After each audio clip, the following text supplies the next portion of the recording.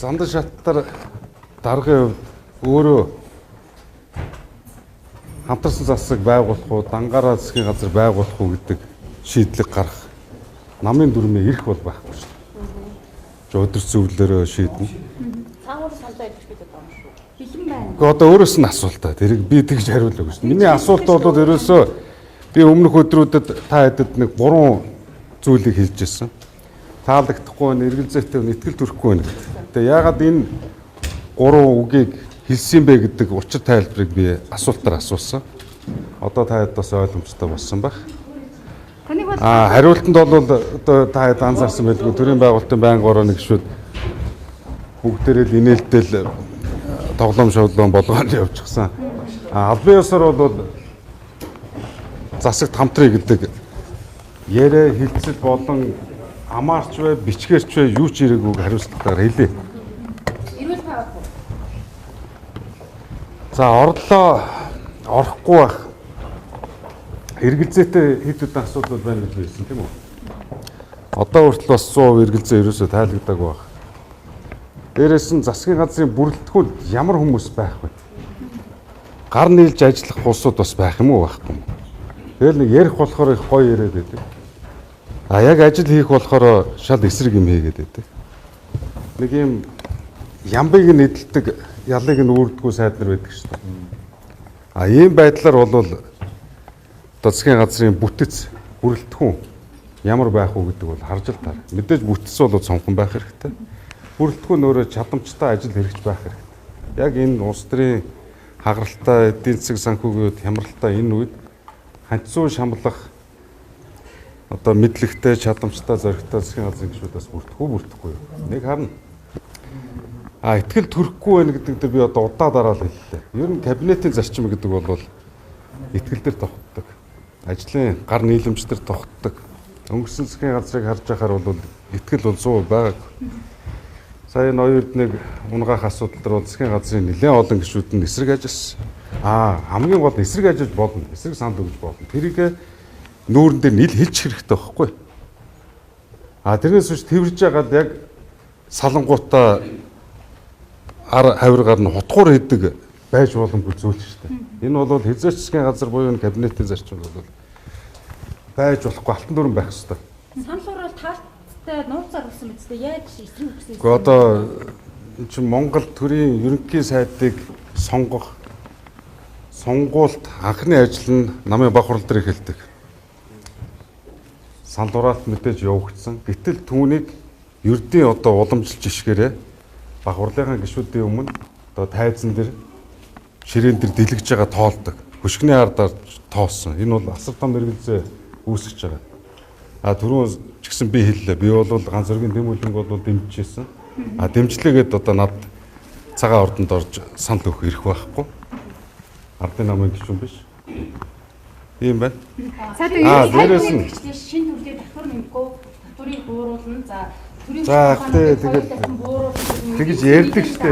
Гүү. Тэгэж бүгдээрээ гоё ярьдаг байхгүй да. Одоо бүгдээрээ л ярьдаг штэ. Гоё сонгогд тавлагдах болохоор тэгэл эсэргээрээ яваад эхэлдэг штэ.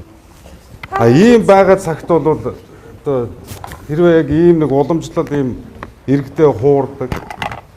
Тэгэл нэг 2 хонохгүй баригдах үг үйлдэл гаргадаг ийм засгийн газарт бол эргэлж орохгүй. Тэгээ сайн нэг зүйлийг би маш хариуцлагатайгаар хэлсэн. Би улс төрд одоо энэ улсын хурлд 3 удаа сонгогдож ажиллахдаа сөрөг хүчний лидерч хийж ирсэн. Засгийн газар ч гэсэн мандат ч гэсэн ажиллаж ирсэн. Надад бол альч хувилбар бол би ямарваа нэгэн байдлаар албан тушаалын араас хөөцөлдөөл одоо тэр та хэдийн бичээд яриад байгаа шадар сайд, эдийн засгийн сайд энэ зүйл бол одоо байхгүй гэдэг би та хэдэд хэлье. Ерөөсөө ам болон бичгээр ийм урилга заллага огт ирээгүй. Мэдээж энэ чинь ерөнхий сайд нь албажаад их хурлаараа томилогдсны дараа энэ асуудал бол яригдах байх. Өнөөдрийн ордонд байгаа хов живэр бол ардын намд ангараа засгаа байгуулна гэсэн ийм яриатай байгаа. Хууль зүйн хувьд ч тэр өнгөрсөн 24 оны сонгуулийн ард иргэдийн одоо саналын үр дүнч тэр ардын намыг ангараа засгаа байгуул гэж сонголтоо л өгсөн шүү дээ. Урд нь ч би нэг хэлж ил байсан. Тэгээ өөрсдийнх нь улс төрийн шийдвэр. Та одоо нөгөө бүрэлдэхүүн дээр бас байр суурь илэрхийлж байна л да. Ер нь одоогийн засгийн газар дээр ямар хүмүүс нь ялын нүрээд ямар хүмүүс нь ямбыг нь идлээд байна вэ?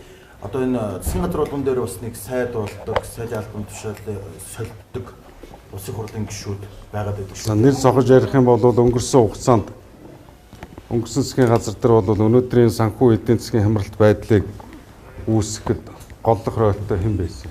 Сангийн сайд л байсан шүү. Тэгээд хамгийн сүүлд энэ гадаадын үр зээлгийг төсвөөс гадуур тооцдог байх хуулийн санаачлагыг хэдэн гишүүдээр гаргуулаад. Гэхдээ энэ бол ерөөсөө байж болохгүй л асуудал шүү. Тэ. Чиний тань ер нь нэг тийм хашгирал болгоомжтой байгаад байна. За өмнө нь бас хөдөлмөрийн сайдаар ажиллаж байхдаа бүртгүүлж ирсэн. Яг дүнжсэн. За мэдээж болгоомжлууд бий. Яагаад болгоомжтой байна гэхээр ердөөсөө нэг улс төрч хүний нэг сахилга бат ёс зүй гэж байдаг. Энэ маань одоо хэр өнөөдөр хэрэгжиж чадаж байна вэ? Чигч журамт зарчим гэж ярьдаг шүү дээ. Ийм байгаа цагт ер нь их хурлдарч тэр засгийн газар дээрч тэр маш их хэрэгэлзээ төрж байна. Одоо нэг талдаа улс төрч хүний сахилгаат ёс зүй, баримтлах зарчим, нөгөө талдаа бас эр хүний л одоо ноён нурууны л асуудал шүү дээ. Тэгэхээр итгэл төрөхгүй байгаа гэдэг одоо удаадараа хэлээд байгааг үгийн саад чинь ийм л. Төрөхгүй байна гэдэг нь тухайн нэр дэвшигч хувь хүн дээр үү эсвэл энэ чинь ямарваа нэгэн улс төр дандаа багийн хамтын тоглолтын үр дүнд одоо амжилттай байх, амжилтгүй байх л гардаг шүү дээ. Энэ багийн тоглолтын улс төр чинь байхгүй болчиход шүү дээ. Хичнээн сайхан нийгмийн эдийн засгийн реформ хий гэж зорилоо гэд үүнийг хийж чадах баг дотор итгэлцэл баг. Гар нийлж чадахгүй. Нэгэн зүгт бүгдээрээ одоо харж чадахгүй байхад яаж ажиллах вэ? Хоёрдны уналтууд ердөөсөө тэр л байсан шүү дээ. Маш тодорхой. Тэр нэг сүнх эмэг бөгжнийх нь асуудлыг улс төрч шалтгаан болгож огцруулагч тал байсан. Нөгөө талдаа яхахгүй бас ажиллаа өгөх шалтгаанч бас байсан нь байсан шүү дээ. Тэ? Танд ер нь гал үрэх зориг байгаа юм. Хэрвээ яг орлоо гэдэг танд өглөө өгсөн тохиолдолд яах вэ? Та юу гэж бодож байна? Одоо таны Ер нь шүү дээ ямар ч улс төрч хүн хамгийн хүнд цагийг л сонгож ханцуу шамалдаг шүү дээ. Тэрнээс биш одоо урд нь хинч ярьлаа.